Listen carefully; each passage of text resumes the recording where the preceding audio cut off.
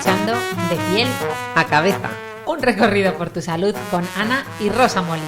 Porque sabemos que el conocimiento es la mejor medicina.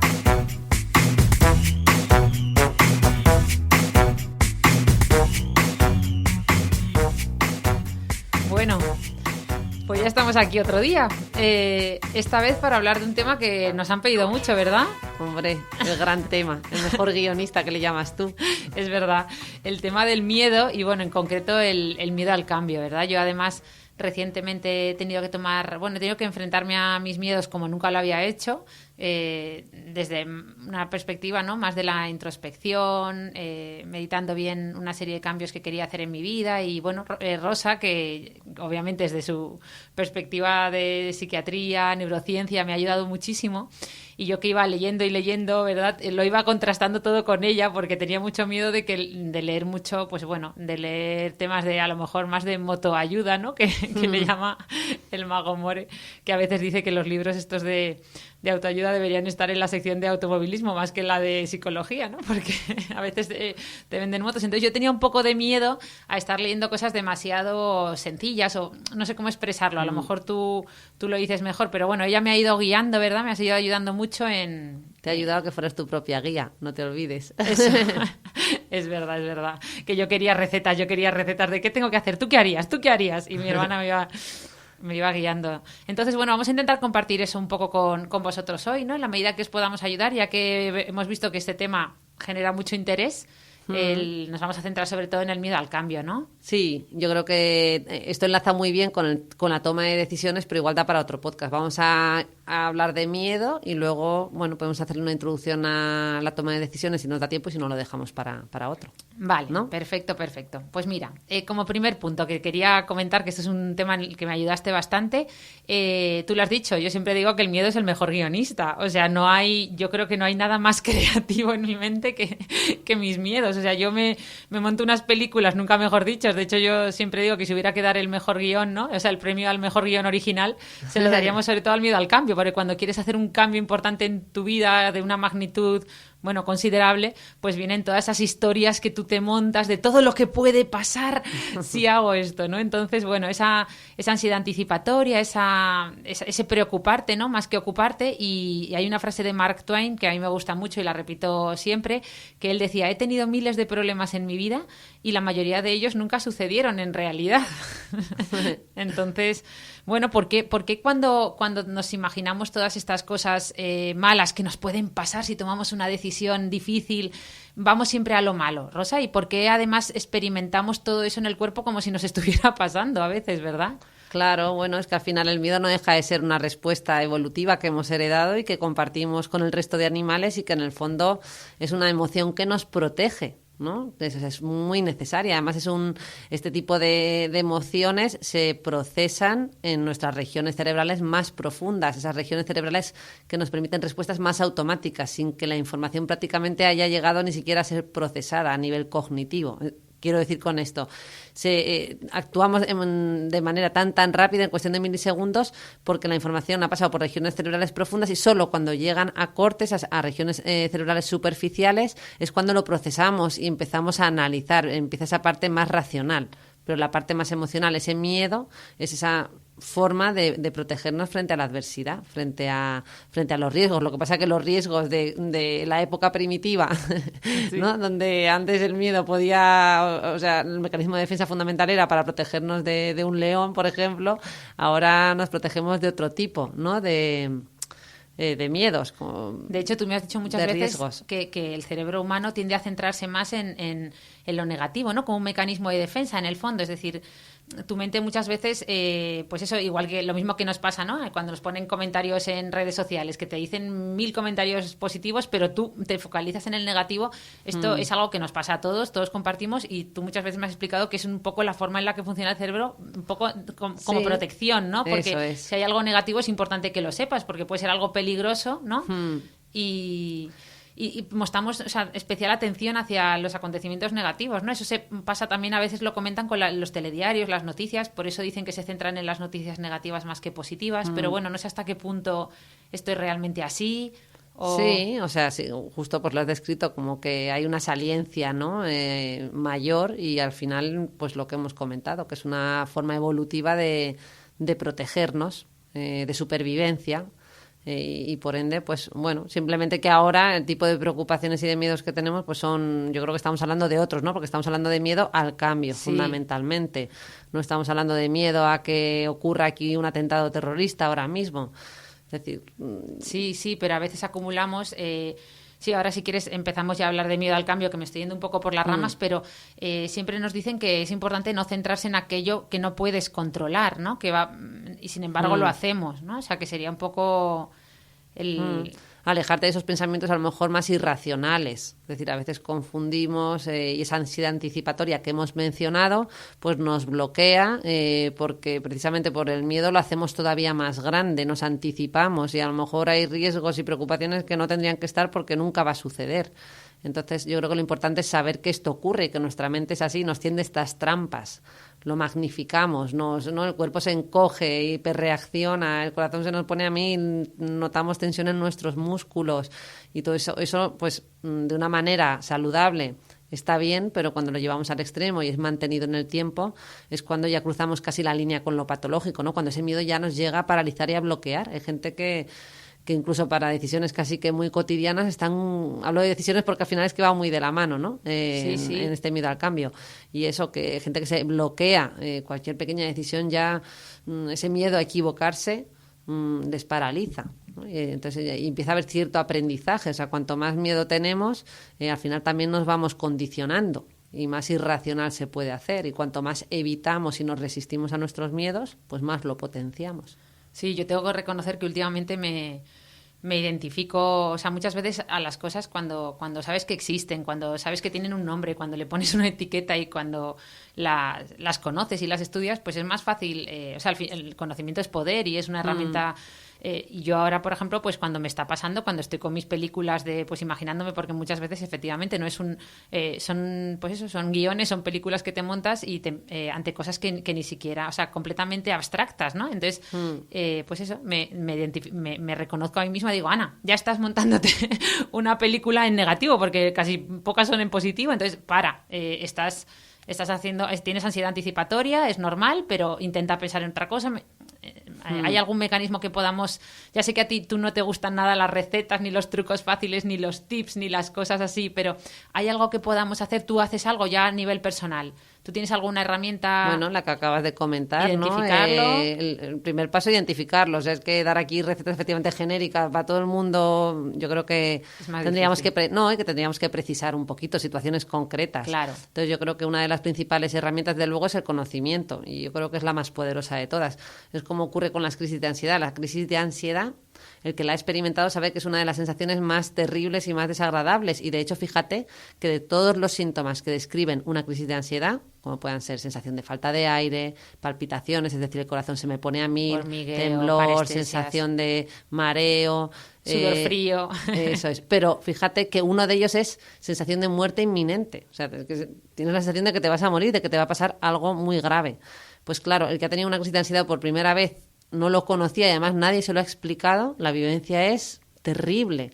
Pero si ya te lo explican, lo conoces y lo has experimentado y empiezas como a racionalizarlo, evidentemente baja la intensidad de estos síntomas. No digo que te la quite, es decir, hay mucha gente que conoce cómo funciona y sigue experimentando las crisis de ansiedad. Pero bueno, por ahí empieza el cambio. Qué ¿no? bueno. Por ahí, Sí, o sea, sí. por conocer. O sea, eso va a rebajar. Pues nada, ya que has dicho la palabra cambio, vamos a centrarnos un poquito vamos a aterrizar a lo que querían nuestros escuchantes que tratásemos, que es el miedo al cambio. Y es que a mí me resulta muy curioso, yo siempre lo digo porque, bueno, yo como científica que hemos estudiado tú también, el ser humano, pues, ya no solo el ser humano, es decir, sabemos que las células de nuestro cuerpo, que todo lo que nos rodea está en constante cambio. Sabemos que las células de nuestro cuerpo, esto es algo que se dice mucho por ahí, pero que se renuevan por completo aproximadamente cada 7 años. Sabemos que el planeta está en cambio constante. Sabemos que vivimos en un mundo cambiante en el que es muy difícil aferrarse a algo, ni siquiera estamos aquí para siempre. Y sin embargo, todos buscamos esa seguridad, ¿verdad? Ese ser... que tenemos mucho miedo al cambio cuando es curioso, ¿no? Es una paradoja porque todo lo que nos rodea está cambiando sin parar. Claro, Entonces, claro. ¿Tú qué, o sea, a qué puede deberse esto? ¿Por qué nos cuesta tanto? O sea, ¿por qué tenemos tanto, o sea, supongo que por la incertidumbre, ¿no? Supongo que por afrontar. Aquí entraría todo lo de la zona de confort, ¿no? Que está tan manido, ¿no? Ese concepto que además a mí nunca me ha gustado el nombre, porque muchas veces en la zona de confort hay cierto confort, es verdad, pero a veces muchas veces hay dolor, ¿no? Dicen que cambiamos o bien por inspiración o por desesperación, y muchas veces en esa zona de confort hay mucha desesperación, gente que a lo mejor no está muy a gusto en su trabajo y bueno, sí, será zona de confort, pero están sufriendo, ¿no? Entonces... Bueno, no, o sea, al final el cerebro está cómodo en lo que le es familiar. O sea, si nos vamos a la parte más neurocientífica, aquello que rutinizamos y que vivimos como cotidiano, evidentemente nos resulta más cómodo. Yo siempre pongo la metáfora de la montaña de nieve. Tú estás bajando por una montaña de nieve y vas abriendo camino. La primera vez que bajas por esa montaña, la segunda vez si vuelves a bajar por ese camino se va haciendo más profundo, así una y otra vez. Evidentemente, bajar siempre por el mismo camino va a ser mucho más cómodo, ¿no? O sea, lo conocido, pues obviamente nos resulta más cómodo. El tema es que si tú te acostumbras a ir abriendo camino cada día de una manera distinta, pues vas a ir haciendo a tu cerebro más plástico, más neuroplástico, que es esa capacidad que tiene el cerebro para regenerarse, para producir nuevas sinapsis, ¿no? ¿Te acuerdas que antes se decía que una vez que perdíamos neuronas ya no había manera de regenerarlas? Pero hoy en día sí que sabemos, primero, que hay neuroregeneración en determinadas zonas concretas del cerebro, pero además hay generación de nuevas sinapsis. Y eso es lo que está muy relacionado con el concepto de neuroplasticidad, que por estos estudios recibió el premio Nobel Eric Kandel. Y bueno, me estoy yendo un poco del tema, pero básicamente a nivel neurocientífico tendría una explicación, es decir, el cerebro, lo que le es familiar, le resulta más cómodo. Esto se utiliza hasta en técnicas de neuromarketing, ¿no? De ahí que nosotros siempre decimos lo de yo no sé para qué cuando uno abre Facebook o abre su email le están anunciando continuamente cosas de, no sé, a mí me anuncian bolsos y digo, que a mí que no me interesa el bolso, si es que yo además soy un ser muy racional, a mí no me la vas a colar. Pero ¿por qué lo siguen haciendo? Es que esas estrategias funcionan. Entonces, a base de repetirte un mismo estímulo una y otra vez, lo que están buscando es que te familiarices con eso, que te resulte familiar, conocido, porque al final saben que en un momento dado, pues lo familiar gusta. Entonces, pues a lo mejor tú no, pero unos tantos sí, o tú también. Y sin embargo hay una cosa, ¿no? Que siempre, o sea, siempre nos dicen que, bueno, pues hay gente que sí que es capaz de hacer eso de think out of the box, ¿no? Pensar diferente, actuar diferente, que muchas veces según la sociedad, pues a lo mejor se les llama frikis, flipados, motivados, o al revés, o se les ensalza, ¿no? Pero es verdad que a veces tenemos la sensación de que la sociedad ensalza un poco la mediocridad, ¿no? Que sería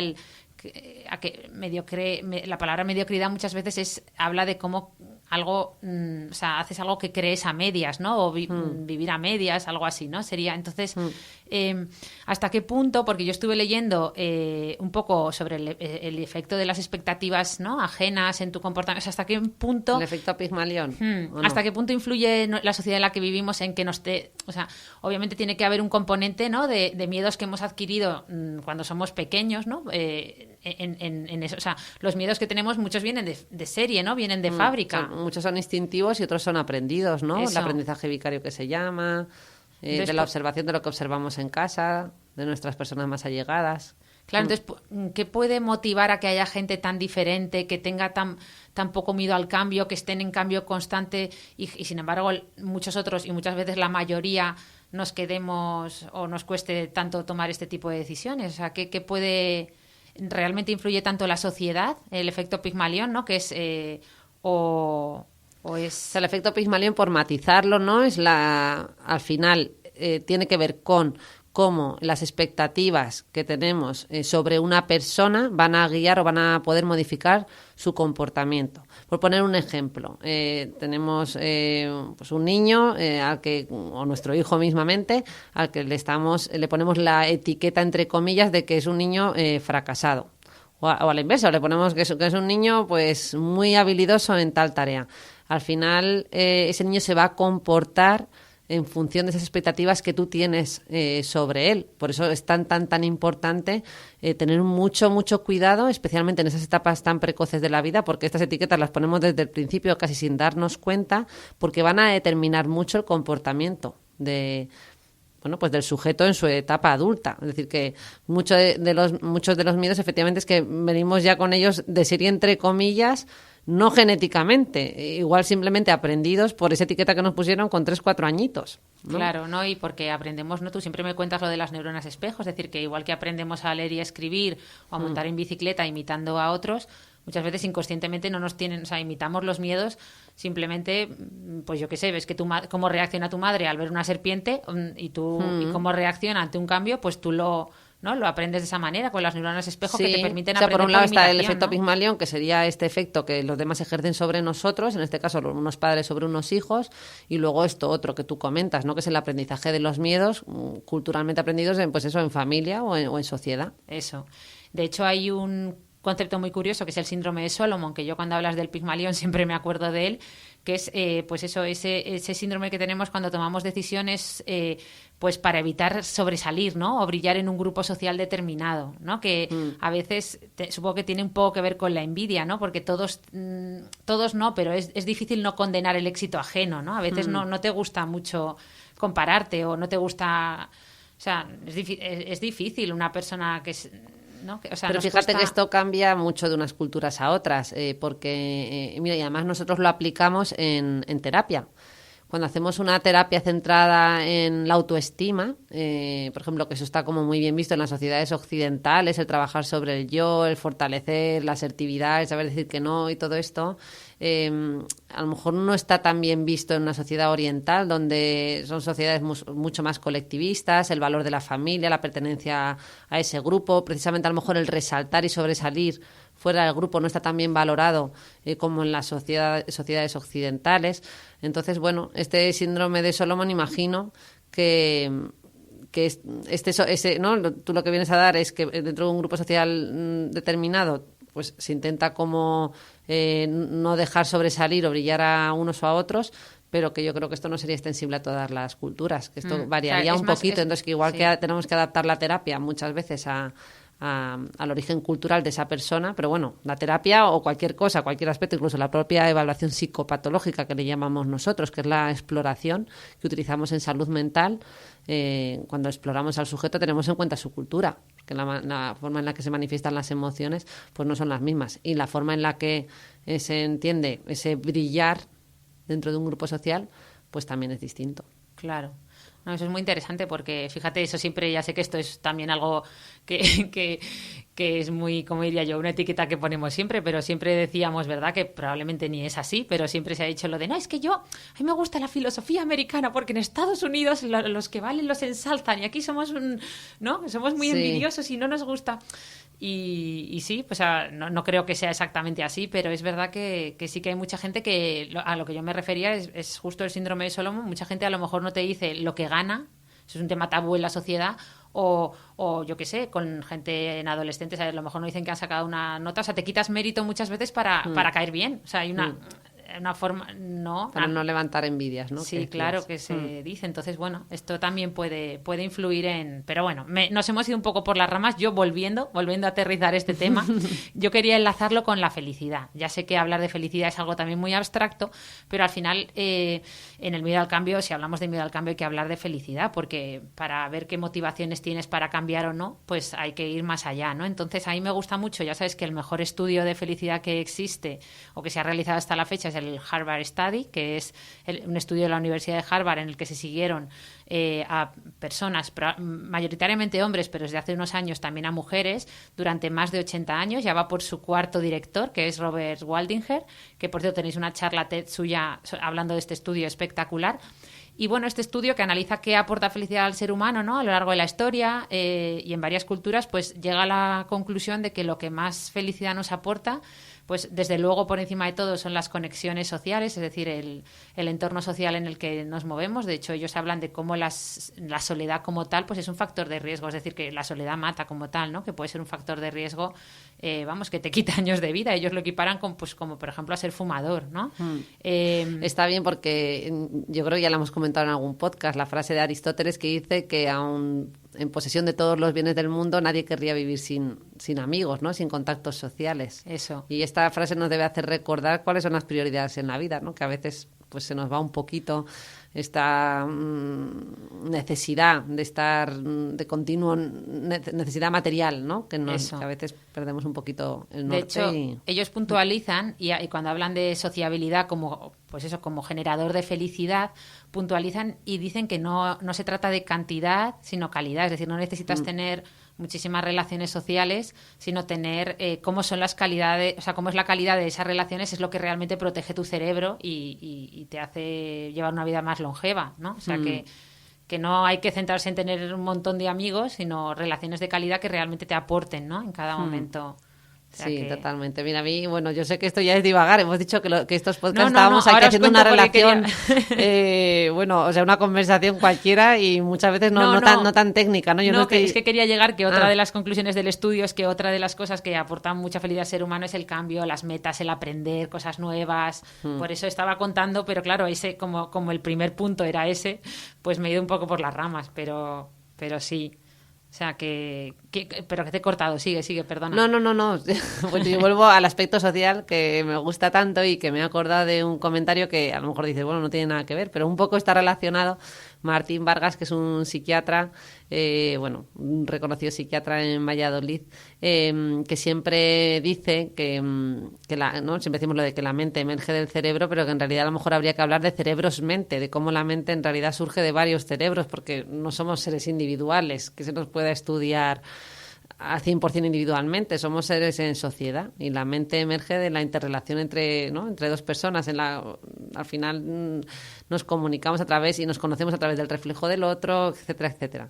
Pero bueno, sí. Un pequeño paréntesis. Pero bueno, volvemos. No, entonces quiero decir que a donde yo quería llegar es que está avalado científicamente que cambiar nos aporta felicidad. Es decir, obviamente no nos gusta, nos genera incomodidad al inicio, pero al final nos aporta, ¿no? Nos aporta mucha felicidad, con lo cual, pues bueno, yo siempre planteo que sí, que a lo mejor ya sé que cuesta decirlo así, yo siempre hago la analogía con el software, pero ¿hasta qué punto debemos cambiar un poco nuestras ya sé que lo de creencias limitantes también es un término muy manido, pero ¿hasta qué punto debemos cambiar de miedos, ¿no? Cambiar ese software, esos miedos que traemos aprendidos, empezar a cambiarlos, ¿no? Y empezar a cambiarlos por otros miedos que a lo mejor nos ayuden un poco más, ¿no? Que no sean tan limitantes. Pues yo siempre pongo el ejemplo de, pues en vez de centrarte en todo lo malo que te puede pasar si tomas una decisión como un cambio de trabajo, ¿no? Pues centrarte más en imaginarte, ¿no? Todo lo bueno que te puede pasar si cambias o todo lo malo que te puede pasar si no cambias. Es decir, si sigues toda la vida haciendo lo mismo, es decir, lo que se denomina el precio de la no acción, ¿no? Que eso también tiene un precio, es decir, quedarte toda la vida en la zona de confort también tiene un precio, también tiene que dar mucho miedo eso, o sea, también a veces hay que, ¿no? Que cambiar la perspectiva. Bueno, a veces que también no hay, aquí en el fondo, mira, introducimos un poco el tema de la toma de decisiones, que a veces no hay decisiones buenas y malas, ¿no? Que sería una visión muy dicotómica, a veces ese cambio de puesto laboral, pues a lo mejor quedarte en el que estás tampoco es tan mala decisión, o el cambio tampoco es tan mala, es que a lo mejor las dos son válidas y precisamente cuando estamos en dicotomías tan complicadas y que intentamos hacernos una lista de pros y contras y aún así estamos atascados y nos invade la ansiedad y nos quedamos bloqueados, precisamente cuando estamos, yo siempre he dicho que cuanto más bloqueado estás es que más parecidas son ambas elecciones, es decir, no son casi igualmente buenas porque es que estás siendo incapaz de decidir. No es como una decisión en la que, no sé, me parecería distinto una decisión tipo en la que ya zanjas, no hay una vuelta atrás, ¿no? Pues yo qué sé, un divorcio con hijos, que no estás eligiendo entre una persona y otra, sino estás decidiendo dar un paso. Pero a lo mejor elegir entre un trabajo y otro es otro tipo de miedo. Es que tendríamos que entrar a analizar esto, ¿no? Claro. Y luego también has mencionado el tema de la felicidad, que bueno, un poco lo mismo, no nos vamos a poner a hablar de felicidad, pero habría que definirla, porque dices que el cambio aporta felicidad. Bueno, entiendo que porque la felicidad no es solo estar en una zona de confort, como le has llamado antes, o no es solo estar continuamente contento, es que también, o sea, la felicidad es cambio en el sentido de que tiene que haber momentos difíciles para poder contrastar, tiene que haber momentos buenos y momentos malos. Si no hay contraste, no hay felicidad, porque no seríamos capaces de definirla. Tiene que haber momentos más o menos rutinarios, alternados con momentos pues de cambio, ¿no? Claro. Ay, qué difícil. Entonces, ¿merece la pena...? Pues mira, bueno, eso lo hablamos si quieres en un podcast sobre toma de decisiones, que además ahora justo, ¿verdad?, tomando un café con una amiga nos decía, bueno, estoy tomando esta decisión, no lo logro tomar, dice, me voy a sentar en mi despacho, voy a ponerme el reloj y me voy a poner máximo 1 hora y en 1 hora tengo que tomar una decisión sí o sí. O sea, a veces hay que forzarse un poco. Pero bueno, decía, o sea, hay un dicho que dice que las decisiones más difíciles muchas veces son las que más necesitas tomar, ¿no? Las conversaciones más útiles en tu vida son las más difíciles. O sea, que bueno, que no es fácil tomar decisiones, pero hay que tomarlas. Y entonces, ¿qué herramientas podemos usar para tomar decisiones? ¿Qué nos puede ayudar? A mí, por ejemplo, me ha ayudado mucho, pues eso, el documentarme, el conocer mucho, ¿no? Aquello que cosa, o sea, hacia dónde voy, o sea, el conocimiento, ¿no? Que volviendo al principio. Pero hay algo que nos pueda ayudar, o sea, imagínate que ahora hay alguien que va a tu consulta, pues como fui yo, ¿no? Y quiere tomar una decisión, quiere una decisión de cambio importante, que nos puede ayudar, porque claro, supongo que no, que decirle haz una lista de pros y contras como te dicen siempre no es la mejor clave, ¿no? O sea, bueno, matizar que aquí siempre usamos lo de depende, para empezar, es que no creo que mucha gente venga a consulta en el sistema público de salud para preguntarte sí, sobre la toma de decisiones, pero bueno, es un tema sobre el que hemos reflexionado, quizás aquí no tanto desde el punto de vista psiquiátrico, porque estamos hablando de cosas cotidianas, ¿no? De situaciones en las que nos vemos toda la población y yo misma, ¿no? Es decir, que muchas veces me tengo que enfrentar a esto y cuando se trata de decidir para mí, creo que tengo exactamente las mismas dificultades que otros, ¿no? Quizás a lo mejor, bueno, pues que trato también de hacerme con esta herramienta que es el conocimiento que ya hemos mencionado, pero además... Mira, leyendo sobre el tema, a mí básicamente lo que me queda y que me parece quizás novedoso o no novedoso, porque en el fondo yo creo que intuitivamente muchas de las cosas en la culturilla general ya se saben y simplemente con la neurociencia, con la psicología, la psiquiatría, un poco lo que venimos es a validar lo que ya se sabe o a demostrarlo científicamente, ¿no? Y es que al final las decisiones, por mucho que intentamos hacernos esos listados de pros y contras que ahora ya nos estilan tanto, porque lo que se viene a decir es que la mayor parte de nuestras decisiones no son puramente racionales. En realidad son emocionales. Ay, que el corazón, ¿cómo es? Eso lo dicen siempre, ¿no? Lo de que el corazón toma las decisiones y la razón las racionaliza o algo así. Algo así. No me sé la frase exacta a la que te refieres, pero viene a ser ese concepto, sí, ¿no? como que la decisión está tomada emocionalmente y que la justificamos. Racionalmente lo que venimos a hacer es justificar lo que ya tu corazón ha decidido. No sé exactamente si hay una frase de algún autor conocido que eso ya se me escapa. Sí, pero es verdad que yo sí, eso lo he oído yo en algún sitio y es así, tú tomas las decisiones emocionalmente, en el fondo de ahí lo de, ¿no? Toda la parte del instinto de... Claro, esto lo ha definido muy bien un neurocientífico que es Antonio Damasio, que es un divulgador muy importante que introdujo el concepto del marcador somático. O sea, se refiere a un marcador corporal, entre comillas, que nos guía y que se ha conformado en base a nuestras propias experiencias vitales. De tal manera que incluso él llega a hablar de una región cerebral, ¿no? Tendríamos una representación cerebral de esos marcadores. Voy a poner un ejemplo concreto para aterrizarlo. Básicamente, un marcador somático podría ser sentir un cosquilleo en el estómago, una punzada en el corazón. Son como sensaciones físicas que se conforman en base a experiencias previas, ¿vale? Es decir, por mis experiencias del pasado, pues un día tengo que tomar una decisión rápida y mi propio cuerpo, digamos que ya me está dando señales e información de hacia dónde tengo que ir. Y claro, esto ocurre de una manera muy rápida e inconsciente, porque si no, imagínate, tendríamos que estar continuamente sopesando racionalmente cada una de nuestras decisiones y eso nos agotaría, o sea, el cerebro se agotaría. De que, por cierto, hablando de agotamiento, tendríamos que hablar de las decisiones hormigas. Oye, que nos agotamos hasta en... Me encanta eso. El otro día fuimos a cenar con unas amigas y yo les decía, venga, ¿qué queréis cenar? Y yo decía, bueno, como no me gusta, o sea, digo, yo no quiero, como somos muchas, os dejo, no quiero gastar decisiones, que esto es una decisión hormiga, no quiero gastar energía en una decisión hormiga y se reían de mí, me ponían a parir como, menuda tontería, ¿de quién te ha dicho eso? No, y ya les empecé a contar. obviamente no es eso, pero es cierto que si nos podemos evitar, o sea, está claro que hay un agotamiento, ¿no? de nuestra capacidad de tomar decisiones a lo largo del día. Entonces, pues hombre, sí, de eso se ha hablado mucho por Steve Jobs, ¿no? De que él evitaba tener que tomar decisiones como qué me voy a poner, ¿no? Y se ponía siempre camisas blancas con pantalones vaqueros, era, ¿no? Para sí, no tener negras, que estar decidiendo. No me acuerdo, pero como que ese tipo de decisiones no quería que, ¿no? Entonces, es verdad que eso existe, que ¿no? se gasta energía, claro, ese continuo, pero es que además aquí estamos hablando ya de decisiones muy cotidianas y muy pequeñitas, pero es que contestar emails, pues también, por eso, pues son pequeñas decisiones que... De organizarse siempre dicen que eso, que no empieces contestando los emails, sino todo lo contrario, haciendo las cosas importantes de ese día, porque si no, pues eso vas perdiendo.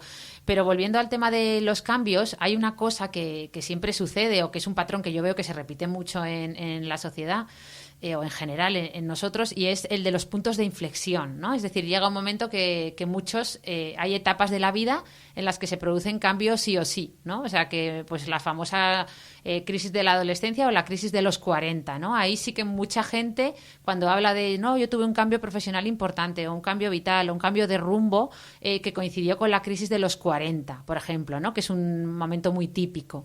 Entonces, esto tiene una base neurocientífica, y algo que o es casualidad, o es que mucha gente lo cuenta de esa manera, pero hay algo que, porque yo sí que, pues eso, yo por ejemplo, mi cambio vital ha coincidido con la crisis de los 40, y tengo muchas amigas que también. Entonces, muchas veces estas leyendas urbanas, estas expresiones más populares tienen mucho de verdad, ¿no? Entonces... Bueno, no sé, a mí lo primero que me viene a la cabeza sí son las etapas del desarrollo psicosocial que describió el autor Erik Erikson, que me gusta mucho. La que más me sé es la última, que siempre la menciono. Siempre digo que voy a hacer un spoiler de las 8 etapas y cuento la última, que es la integridad del ego versus la desesperación, que básicamente es esa etapa de las últimas de la vida, a partir de los 65 años en adelante, en las que hacemos como cuenta de lo vivido, ¿no? Y echamos marcha atrás. Pero bueno, volviendo tú me preguntas por la crisis de los 40. Pues bien, yéndonos un poquito a esa otra edad, pues estaríamos justo entre otras dos etapas que describió este autor. La que se da entre los 20 y los 40 años, que es esa etapa que definió él, porque todas las etapas las definía como en opuestos, ¿no? Entonces decía, la etapa de la intimidad versus el aislamiento. Es decir, es esa etapa entre los 20 y los 40 años en los que decidimos pues compartir, intimar o zanjar una etapa de nuestra vida, pues ¿cómo sería? Pues comprometiéndonos con una persona, ¿no? Entonces es comprometernos o no comprometernos de alguna manera. Y entre los 40 y los 65, pues sería la etapa de la generatividad versus el estancamiento, que sería esa etapa en la que decidimos, o en base a nuestro desarrollo pues social y profesional, pues a aportar, ¿no? A la sociedad, consciente o inconscientemente. Digo, no es que vas calculándolo como tal, pero es una etapa en la que sigues produciendo o te estancas, ¿no? Inconscientemente sientes que a lo mejor no has aportado, y eso te aporta, te da menos refuerzo positivo, te gratifica menos. Sí, de hecho, muchas de esas crisis son de los 40, muchas veces son crisis de valores, ¿no? O crisis de...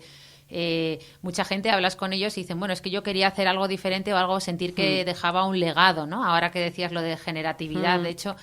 Mucha gente o sea, yo veo, o por lo menos esto ya es una percepción personal, pero veo que mucha gente a esa edad empieza a ver el éxito, ¿no? De otra manera. Ya tienes un bagaje, ¿no? Ya has visto lo que puede ser, o sea, ya has visto que el éxito muchas veces no significa el ganar mucho dinero. Ya has visto que el éxito muchas veces no está tanto en el reconocimiento, en ese llenar el ego, ¿no?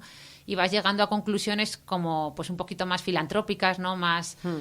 Que van un poco más allá, y vas dándote cuenta que mucha gente, cuando hace ese cambio de paradigma en su vida, van siempre hacia eso, hacia dejar de alguna manera dejar un legado o algo que pueda ayudar a más gente. De hecho, el otro día estaba leyendo una reflexión, perdonad que ahora no recuerdo de quién, pero era un personaje famoso, ¿no? Histórico, que definía el éxito, y decía, es que la mejor medida del éxito es como el número de personas al que has ayudado a lo largo de tu vida, o algo así, ¿eh? O sea, como como que eso es algo que ya hay que tener cierta madurez, ¿no? Que puede llegar más en torno a esa edad, ¿no? A esa mediana edad, Uh-huh. y que te hace replantearte muchos valores y en qué estás poniendo tu energía y, ¿no? Puede sí, ser. totalmente. Bueno, pues hablando de nuevos paradigmas, a mí me gustaría, y además ya que hemos hablado del conocimiento sin parar, que hemos nombrado esta palabra, estamos viviendo un cambio de paradigma ahora mismo impresionante también, ¿no? Estamos pasando de una era digital a una era, o sea, de la era analógica a la era digital, ¿no? A la llamada era del conocimiento. Y estamos asistiendo a que están cambiando muchas cosas que teníamos preestablecidas, ¿no? No solo laboralmente, pues ahí, pues bueno, estamos asistiendo a un montón de cambios, ¿no? Y encima ya con la pandemia, pues o sea, que nos va a tocar gestionar mucho más la incertidumbre, ¿verdad? Y bueno, también temas emocionales que no, o sea, que nos va a tocar adaptarnos mucho más, flexibilizarnos, aprender a gestionar este cambio de una manera mucho más exagerada de lo que lo estábamos haciendo hasta ahora, ¿no? Teníamos la conversación con Sol precisamente de cómo a las nuevas generaciones igual les tocaba, o sea, una de las principales facetas que a lo mejor tienen que trabajar es eso, adaptarse al cambio y que a lo mejor es que les toca reinventarse en nuevas profesiones, es decir, que a lo mejor empiezan con una profesión y acaban en otra. A lo mejor estas etapas que hemos vivido de estar siempre toda la vida en la misma profesión y tal, pues cambia, ¿no? Porque es que la velocidad a la que se está revolucionando la tecnología, si a esto le añadimos todo lo que ha pasado, ¿no? Con lo de la pandemia, pues está claro que... Sí, de hecho yo durante la pandemia me inventé un término porque me gusta mucho decirlo de... Bueno, tú sabes que yo soy muy reivindicativa últimamente del no. De hecho, hace poco hablábamos de poner el foco, etcétera, y yo últimamente pues he aumentado mucho más los nos que decía, ¿no? Para decirme sí a mí misma, ¿no? Entonces, pues yo esto del no le llamaba vivir en modo on, ¿no? Que es como, además, pues eso es como darle la vuelta al no. Sería un on, pero además tiene doble significado, ¿no? Porque vivir en modo on, al final yo le llamo, o sea, yo creo que deberíamos medir también el coeficiente de transformación que cada uno tenemos, ¿no? El efecto, o sea, lo que sería un poco el efecto camaleón. Muchas veces nos han educado, y eso está muy bien, nos han educado para encajar, ¿verdad? En una sociedad, pues, de forma preventiva no tener problemas y que todo vaya bien, y está muy bien. O sea, yo creo que esa educación la deberíamos tener todos, una educación en valores, pues eso, en ética, en muchas cosas, pero bueno, a veces si te centras siempre en encajar, pues es más difícil brillar, ¿no? O destacar de alguna manera, si es que es lo que buscas. Entonces, bueno... sí, o igual la palabra no necesariamente tiene que ser destacar. Eso, o sea, a lo mejor la palabra correcta es aportar, porque a lo mejor justo, tú observas que hay bien. Un cambio que puedes producir y que es un bien que va más allá, pero no encuentras un refuerzo o un respaldo en tus compañeros de vida o en tus allegados o en tu gente más conocida, y sin embargo tienes el convencimiento de que a lo mejor la guía va por ahí, va por ese camino. Atreverse a nadar a contracorriente, pues evidentemente es harto complicado, ¿no? Es muy duro, y muchas veces tú sabes que yo hago o sea, que a mí me gusta mucho hablar del sistema de activación reticular, el SAR, que yo siempre lo identifico con el SEO, porque siempre nos gusta pues eso, hacer una analogía con la tecnología, ¿no? Entonces, ya que nos gusta tanto Google, siempre digo yo, ya que nos gusta tanto Google, que tiene el SEO, que es el Search, o sea, son las siglas de Search Engine Optimization, optimización de motores de búsqueda, pues nosotros tenemos un motor de búsqueda mucho más potente que Google, que es nuestro cerebro, mucho más potente, y tenemos un filtro, que es el SAR, mucho más potente que el SEO, ¿no? Entonces, es cierto que el SAR lo que hace es como, pues todos los días nos van llegando inputs, más de 400.000 diarios procedentes de todos los órganos de nuestros sentidos, ¿no? Estamos viendo cosas, palpando cosas, oliendo cosas, sintiendo. Entonces, todos esos inputs de todos los que te llegan, al final tu sistema reticular ascendente lo que hace es filtrarlos para que tú tengas que procesar conscientemente muy pocos, ¿no? De ellos.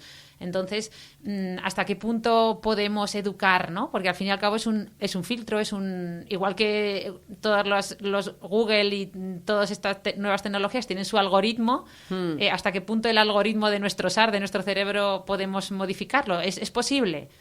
podemos a ver, como hacer... tal, ¿no? Porque entiendo que esto lo has contado como una metáfora, y a mí lo primero que me viene a la cabeza sería en esta era de la información y sobre todo de cara a las nuevas generaciones, porque yo creo que nosotros, aunque nos está tocando vivir toda esta revolución del conocimiento, tenemos un pie puesto en otra época, ¿no? Que nos tocó vivir, donde todo este conocimiento no estaba tan accesible. Pero yo siempre me pregunto, las nuevas generaciones, esa capacidad de filtro la van a tener que trabajar mucho más. O sea, esa capacidad para concentrarse en una tarea, para desechar el estímulo innecesario, bueno, y sobre todo eso, pues volviendo al tema de la tecnología, en la que tenemos tantísima información. ¿A qué le das relevancia y qué no? Yo creo que el cerebro no está preparado para hacer ese filtro ya tan sobredimensionado que ahora nos toca hacer. Entonces, bueno, yo creo que nos va a tocar educar en eso. No creo que nuestro cerebro lo pueda hacer por sí solo y de ahí que, ¿no? Que se esté tomando y se esté intentando reflexionar sobre el impacto del uso de las redes sociales en gente más joven, porque es que su cerebro ya de entrada yo creo que cualquier cerebro se puede ver sobrepasado por tanta información, pero mucho más los cerebros más jóvenes, donde el córtex prefrontal, que también es el que se encarga un poquito de poner orden, ¿no? de seleccionar aquello en lo que yo me quiero centrar y pues no está lo suficientemente desarrollado en esas etapas más precoces. Sí, pero entonces hay que poner filtros externos, pues de otro tipo, ¿no? Decir, oye, pues mira, pues hablando de tecnología, por ejemplo, pues vamos a limitar el uso de la tecnología y sería una medida tan burda como eso, simplemente vamos a limitar ese uso, claro, para que se acostumbren a seleccionar un contenido que realmente les sea práctico o útil. Sí, no, pero yo iba más por el hecho de, ya que tienes... O sea, tú estás viendo, es como que tú estás viendo el mundo a través de ese SAR, ¿no? O sea, estás viendo, esas son como tus gafas, tu filtro hacia el mundo. Entonces, si tú empiezas es como cuando estás embarazada y solo te fijas y de repente ves más embarazadas cuando a lo mejor antes te ha importado un pimiento, ¿no? Pues o sea, obviamente si tú empiezas a cambiar, ¿no? O sea, a adquirir conocimiento en una materia, pues a lo mejor es más fácil, o sea, o sea, es más fácil hacer un cambio, ¿no? Cuando estás más, o sea, es más fácil atreverse a algo cuando tienes activada esa parte, ¿no? O no es así de fácil, me estoy viniendo arriba, ¿no? Me está mirando como mi hermana, como, ¿qué dices? No sé, o sea, que no sé si muy bien si entiendo la pregunta. Claro, o sea, es como si yo creo que de alguna manera cuando sesgos es al final lo de cambiar tenemos. tus creencias. Es decir, yo, por ejemplo, empiezo a ver cosas que nunca he visto. O sea, empiezo a valorar y empiezo a darme cuenta, o sea, como he leído tanto últimamente sobre cosas que antes me daban mucho miedo. Lo he intentado, he buscado ayuda, tanto en terapia como contigo, o sea, en amigos, me he informado mucho, he mantenido conversaciones muy interesantes con mucha gente, he ido a referentes, a gente. Entonces, y ahora veo, o sea, noto que hay algo en mí que ve las cosas de forma diferente porque han cambiado todas mis creencias, lo que se llama el famoso mindset, ¿no? Del que tanto hablan. O sea, que muchas veces para ser el motor del cambio o ser diferente hay que tener un mindset diferente. Es decir, claro, hombre, a ver, yo creo que las creencias en general están tan arraigadas que no suelen sufrir cambios muy drásticos, ¿no? Yo creo que las creencias no se cambian de un día para otro.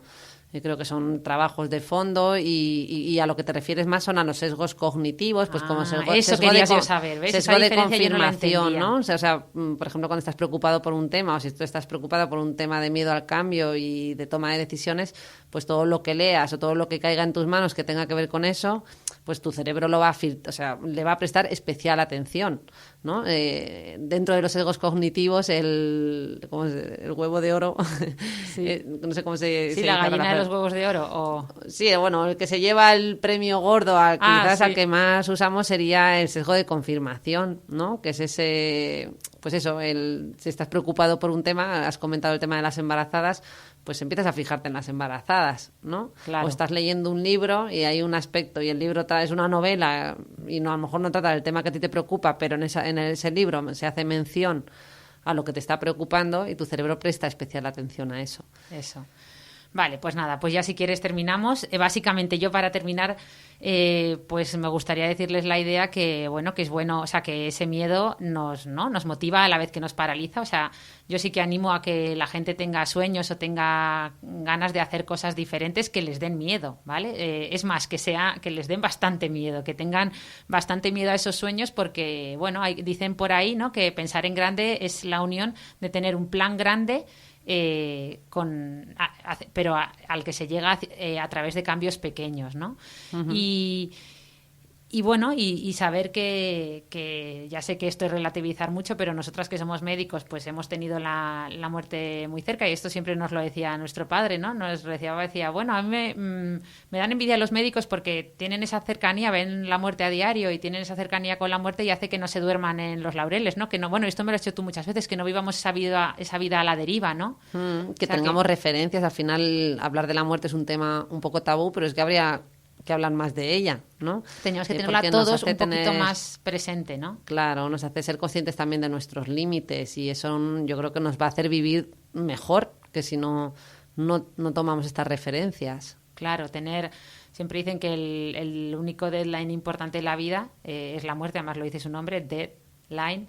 Y que hay que tenerla presente, aunque suene un poco relativista o argumento fácil, pero es cierto. Yo sí que intento, y en ese sentido hemos tenido Los suerte. Americanos son muy prácticos. ¿Cómo es en español? Deadline, a ver. Deadline es fecha límite, pero queda mejor el juego de dead con line que fecha límite.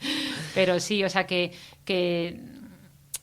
hay que decía Victoria Camps que la felicidad es la capacidad de cada uno de usar la libertad para elegir la forma de vida que queremos, y es verdad, o sea, hay que elegir cómo queremos vivir, porque ya sé que es también muy manido, pero se vive una vez y hay que aprovecharlo. No podemos permitirnos vivir a la deriva, hay que tomar decisiones firmes y apostar por ellas, pero a la vez que sabemos cambiarlas, ir navegando, ¿no? La vida no es recta, es a la deriva, pero ya poder ser un poquito proactiva.